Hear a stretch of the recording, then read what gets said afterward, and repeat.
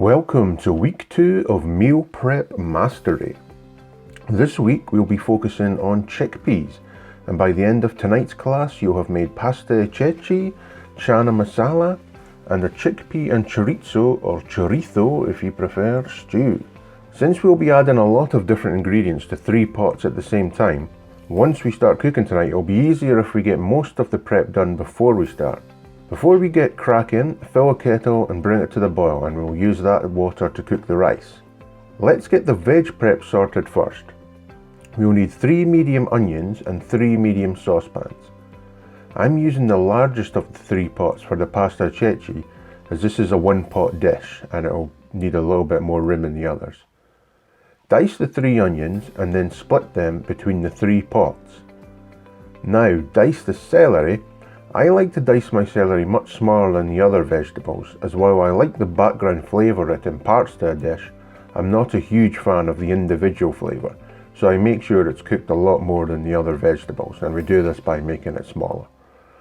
Add the celery to the larger of the 3 pans, and then dice the carrot and add that to the same pan. You should now have 2 pans with a diced onion in each, and a pan with the onion, carrot and celery. Now peel the 5 garlic cloves, setting 3 aside, and the ginger before roughly chopping the garlic and adding it to a mini food processor.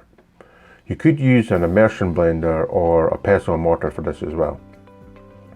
Roughly chop the ginger and add that to the mini food processor as well. Then roughly chop the green chilli, and as I like my curries pretty spicy, I'm adding all the seeds and pith as well. I'd say with this chilli and all the seeds and pith, it will be about a medium strength curry. So adjust the amount of chilli and the amount of seeds and pith according to your own taste buds. Set aside some of the nicer coriander leaves for a garnish, and then pick the leaves and the thinner stalks and add them to the processor. Some people add all the stalks as well, but I find that the thicker stalks can be a little bitter, but taste them and see what you think and add them too if you like. Now let's blitz everything in the food processor, and if it's not quite coming together, you can add a little water until it starts to form into a paste. Set this aside for our curry and mince the remaining 3 garlic cloves. I like using a fine grater for this, but you can use a garlic crusher or a knife if you prefer. Set this aside in a little bowl or something.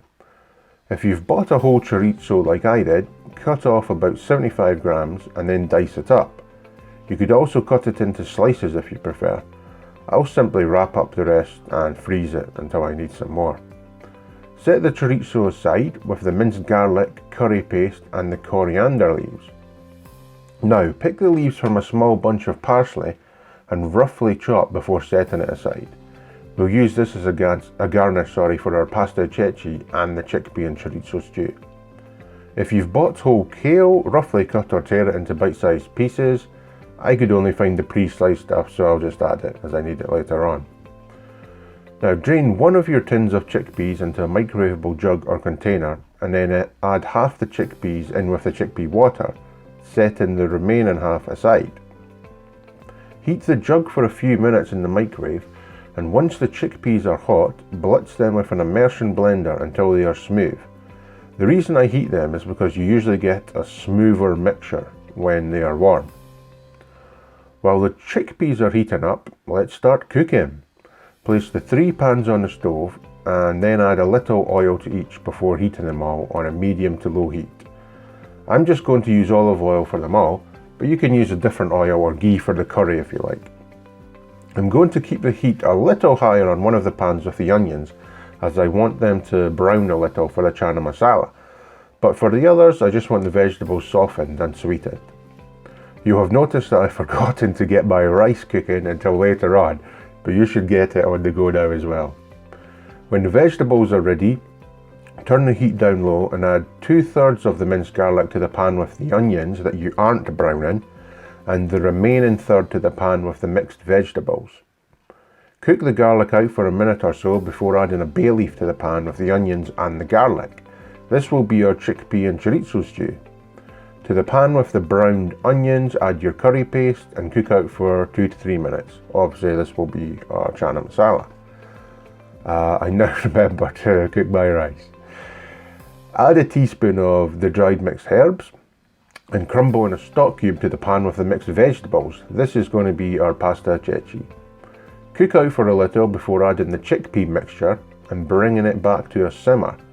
Now add the chorizo to the pan with the onions and bay leaf and cook for a few minutes to render out all that fat and flavour.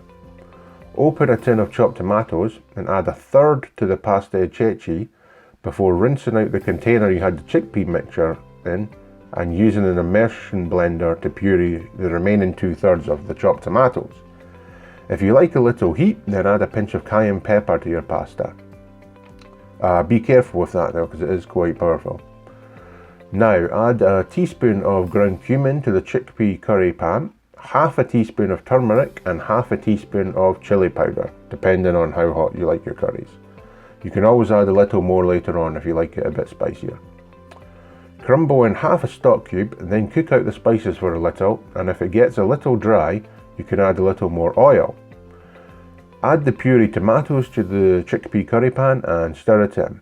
Then add 400 milliliters of water to the pasta ceci pan.